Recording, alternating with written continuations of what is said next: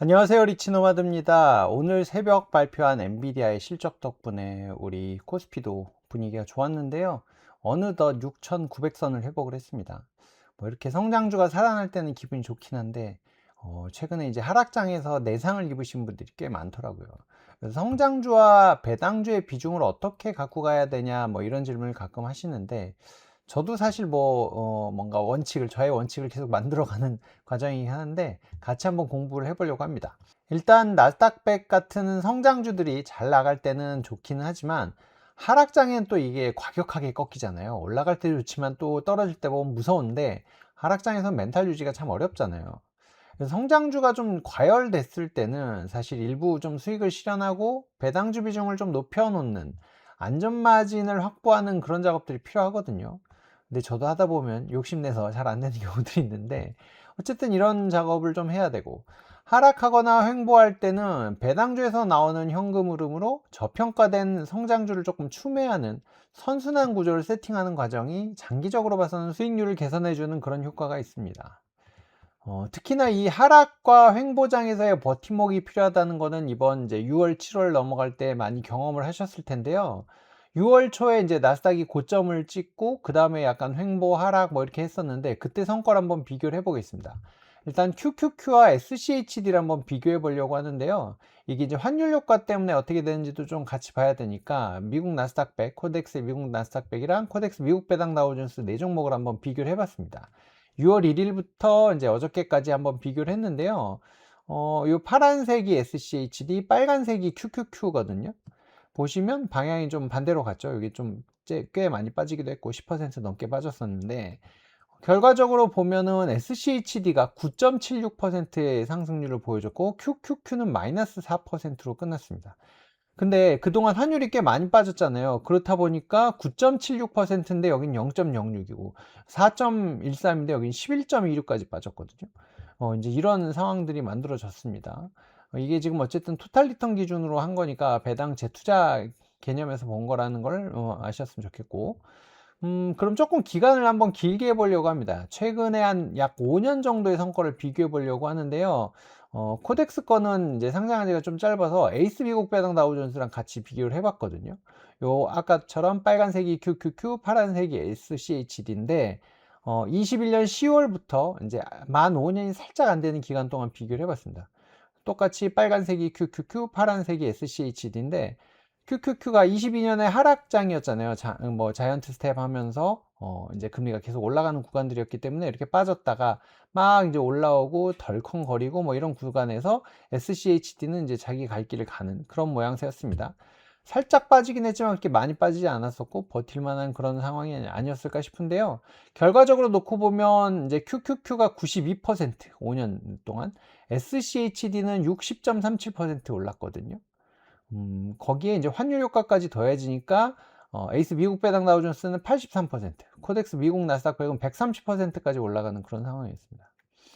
그러니까 근데 이제 이런 구간들을 조금 살펴보면 요 조정받는 구간, 아까 말씀드린 22년에 하락장에 빨간색이 많이 쳐질 때 파란색이 좀 버텨주고, 또 여기서도 이제 하락이 훅 맞았다가 또 한번 훅 떨어졌다가 이제 이렇게 되는 25년 초반에 이런 과정들을 겪을 때 SCHD는 그냥 자기 갈 길 가거든요. 이때 뭐 잠깐 조금 빠지긴 했지만 이 낙폭 자체는 훨씬 적은 상황이고요. 또 이렇게 올라갈 때 보면은 여기서 또 한번 출렁출렁 할 때 또 제 갈 길 가는 그런 모습들을 보여주거든요. 이제 이런 것 때문에 사실은 같이 꼭 포트폴리오를 만들어서 가세요라고 하는데 이게 또 잘 안 됩니다. 사람의 욕심이라는 게 재미없는 구간에 가면은 이거 하지 뭐. 저도 마찬가지긴 한데 약간 이제 그렇게 되거든요. 근데 이제 그래서 이 QQQ와 SCHD를 같이 묶어서 들고 가세요 하시는 분들도 있고, 이게 최적의 조합입니다라고 하는데 그럼 몇 대 몇으로 섞어요가 이제 가장 중요하잖아요. 최근 10년간 QQQ랑 SCHD를 이제 좀 섞어서 봤을 때 어떻게 나오는지 한번 백테스트를 해봤거든요. 위험 대비 수익률, 이제 샤프 지수라고 표현하는데 이것과 이제 낙폭, 방어력을 모두 고려하면은 최적의 환분 비율은 QQQ가 50%에서 60% 사이일 때, SCHD는 40에서 50% 구간일 때 제일 좋거든요. 이거 쭉 해보시면 QQQ 100%면 연평균 20%의 성장률은 좋은데 연간 변동성이 20%고 최대 낙폭은 35%까지 빠졌습니다. SCHD는 좀 덜 빠지기는 했고 연평균 성장률 좀 덜하고 이제 이렇게 하다 보니까 요거를 이제 뭐 단순 수익률만 놓으면 당연히 QQQ가 좋지만 좀 섞어서 떨어지는 것들을 이제 봤을 때 해보면은 요 구간이 제일 낫다. 한 16% 정도 그래도 연수익률이 나오는 거니까 나쁘지 않습니다. 근데 연 16% 정도면은 사실은 스파이랑 거의 비슷합니다, 수익률이. 스파이, 그러니까 S&P 500이 한 16%, 15.7% 뭐 이 정도 될 것 같아요. 거의 비슷한 한 16% 정도 나오는 거라서 요거 성나 그냥 스파이 하나하나 뭐 비슷할 것 같기는 한데 어쨌든 심리적으로는 조금 더 나을 수도 있죠. 이건 뭐 배당금도 나오고 뭐 하니까 이제 이런 거를 이제 좀 고려하면서 투자를 해야 된다. 그래서 포트폴리오를 잘 만들어야 된다는 얘기인 거고요. 그러면은 이건 이제 연 1회 리밸런싱 기준입니다. 그러면 저는 몇 퍼센트나 투자해야 될까요? 몇 대 몇으로 해야 될까요? 이런 거 이제 좀 궁금해 하실 텐데 자산 축적기 뭐 20, 30대, 40대까지는 또 나 이제 장기 투자할 거예요 하시는 분들은 QQQ의 비중을 좀 높게 갖고 가고 SCHD 30 또는 뭐 6대 4 정도로 뭐 하든지 이제 이렇게 해놓으면 기술주가 성장을 많이 하면서 시세 차익을 만들어 줄 거고 SCHD가 이제 배당금이 나오면 이걸 재투자를 계속 해줄 거거든요. 이제 그런 것 때문에 하락장에는 또 조금 완충해 주는 그런 구조가 될 거고 이제 밸런스를 좀 잡고 갔으면 하는 분들 그리고 은퇴를 준비하는 분들은 QQQ하고 SCHD는 5대5 또는 QQQ를 오히려 SCHD를 6 정도로 가는 게 이제 배당 현금 흐름도 좀 나오고 인플레이션을 좀 넉넉하게 이길 수 있는 자산 성장이 나오지 않을까 하는 구조가 가능합니다. 그래서 이제 이런 형태로 큰 틀을 잡아 가시면 될 것 같은데 어떤 계좌에서 그럼 어떻게 투자하면 돼요? 라고 또 물어보실 것 같거든요. ISA 계좌는 일단은 수익 실현을 하면서 여기서 비과세 혜택도 받으시고 하는 게 좋을 것 같고요. 이제 3년 만기 시점에 성장주 수익을 확정시켜서 연금저축으로 넘겨서 이 세액공제를 극대화 좀 하시고 이제 환승하는 거죠. 한마디로 환승하고 연금저축으로 넘어오면 여기 이제 배당을 받는 형태로 가는 거죠. 배당 ETF를 여기서 투자해서 배당 소득세를 이제 과세 이연하거나 저율과세 혜택을 좀 기대할 수 있는 부분이거든요. 물론 이제 지금 세금 관련된 부분이 좀 변경되면서 SCHD 같은 경우 이제 미국 배당 다우존스 같은 경우는 세금이 떼고 들어왔다가 이걸 뭐 다시 뭐 크레딧으로 보완해주고 뭐 이렇게 좀 바뀌기는 했는데 그래도 어쨌든 이제 과세에 대한 부분은 조금 완충될 수 있으니까 이렇게 만들어 보면 어떨까 하는 건데 이제 이런 구조를 만들어 놓으면 이제 투자는 사실 오래 버티는 게 가장 중요하거든요. 아무리 아까 이제 앞에서 보셨던 어마어마한 수익률도 오랫동안 계속 버텼을 때 가능한 수익률인데 투자는 기교가 아니라 엉덩이로 하는 것. 공부도 보면 잘하는 친구들 엉덩이로 하잖아요. 오래 열심히 책상 앞에 앉아 있는 친구들이 공부 잘하는데 이 비중 조절을 이렇게 하는 것은 그 엉덩이를 무겁게 만들어주는 도구가 아닌가 싶습니다. 그래서 잘 버티고 이 시장에서 버텨내고 꾸준하게 투자할 수 있어야 수익을 많이 낼 텐데요. 이제 투자자별로 좀 상황이 다를 거잖아요. 포트폴리오를 이제 어떻게 구성할까 보면 S&P 500이나 나스닥 100 이제 뭐 이런 지수, 코스피까지 포함해서 거기에 SCHD 같은 이제 배당주를 좀 기본으로 갖고 가는 거죠. 이런 종목들을.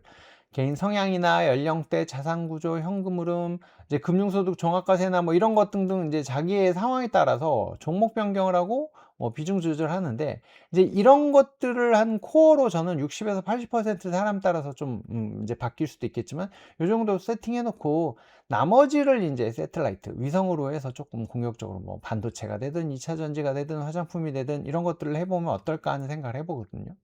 이제 기본으로 봐서는 S&P 500은 뭐 부나 스파이 하시면 될 것 같고 나스닥 100은 QQQ나 QQQM 하시면 되고 배당은 뭐 SCHD나 디보 같은 거 하시는데 국내 상장되어 있는 거는 이제 코덱스 뭐 S&P 500, 미국 나스닥 100, 코덱스 200 뭐 이제 코스피를 투자하신다는 분들은 아니면 뭐 에이스 미국 배당 다우존스나 미국 배당 커버드 콜렉티브 코덱스에 아니면 이제 국내 같은 경우는 뭐 플러스 고배당주가 워낙 규모도 크고 오래됐으니까 뭐 이런 걸 한다던가 이제 예시를 들어서 말씀드리자면 이제 이런 형태로 만들어 가는 거죠. 이제 좀 더 나는 적극적으로 조금 리스크를 더 안더라도 적극적으로 가겠다 하시는 분들은 뭐 액티브 ETF를 투자해 보는 것도 방법일 거고요.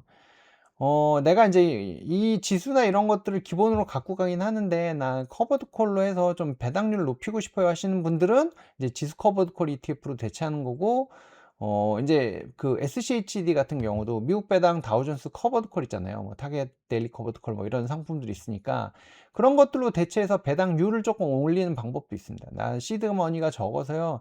근데 인제 다달이 받아야 되는 월 현금 흐름은 필요하니까 좀 고배당 들어왔으면 좋겠어요."라고 하시는 분들은 뭐 인제 이렇게 바꿔 보는 것도 방법이 되지 않을까. 이걸 일단 좀 기본 뼈대를 잘 설계하셔야 되는데 안 그러면 자꾸 왔다 갔다 하거든요. 오늘 낮에도 친구 만나고 왔는데 이 친구 계속 왔다 갔다 합니다. 제발 다음 주에는 이 포트가 유지되길 바란다면서 제가 내기를 걸고 왔는데 다음 주에 유지될지는 한번 지켜봐야 될 것 같습니다. 어쨌든 집을 잘 지으시려면 설계 잘하시고 시공도 잘하시고 튼튼하게 잘 유지하시고 계속 잘 키워보시는 게 좋지 않을까 싶습니다. 구독자 10만 달성하면 100만 원 기부하겠다고 하는데 구독자가 요즘 잘 안 늡니다. 알림 전체로 좀 해주시고요. 좋아요, 댓글은 저에게 큰 힘이 됩니다. 오늘은 여기서 마치도록 하겠습니다. 디자인 유어 라이프. 여러분들의 경제적 자유를 응원합니다.